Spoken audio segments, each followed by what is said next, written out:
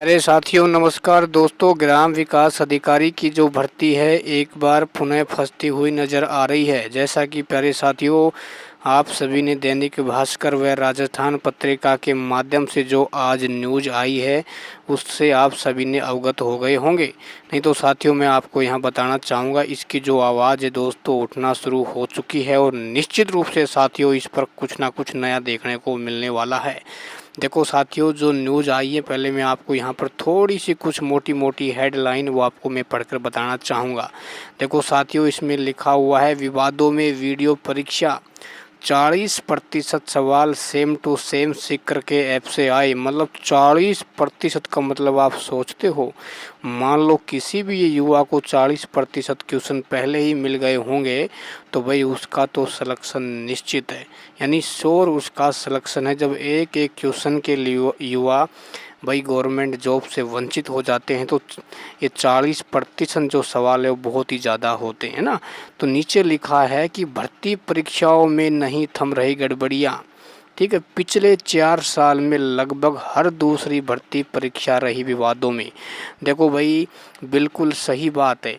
मान लो भाई सरकार को इतने सख्त नियम कर देने चाहिए कि जहाँ भी पेपर लीक होता है, जहाँ भी पेपर की सील ओपन मिलती है और किसी भी ऐप से इस प्रकार के पेपर आते हैं तो उस इंसान की पूरी संपत्ति है उसको हड़प लेना चाहिए ना।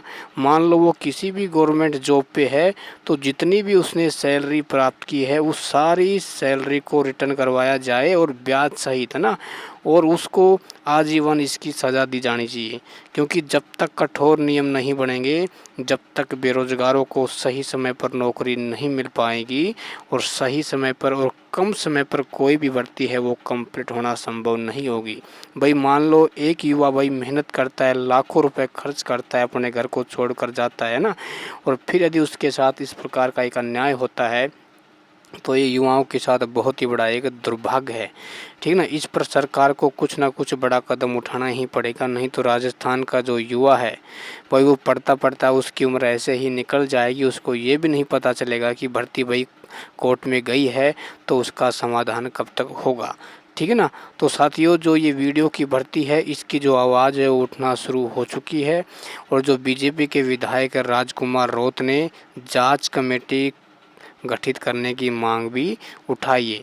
नीचे लिखा है बीजेपी के 84 डूंगरपुर विधायक राजकुमार रोत का कहना है कि प्रदेश में कुछ समय से भर्तियों में एक ही शिक्षण संस्थान से सबसे ज़्यादा प्रश्न आ रहे हैं। तो भाई देखो बिल्कुल यहाँ पर सवाल उठना बिल्कुल राइट है, इससे संदेह उत्पन्न होना स्वाभाविक है। कई बेरोजगारों ने इसको लेकर मुझे ज्ञापन देकर अवगत कराया है। सीकर जिले की ऐप के टेस्ट सीरीज से कंप्यूटर अनुदेशक, ग्राम विकास अधिकारी, ठीक है, उसके अलावा जैसी परीक्षाओं में सेम टू सेम प्रश्न पूछे गए, यानी जिसका कोई ऑप्शन भी चेंज ना हुआ हो।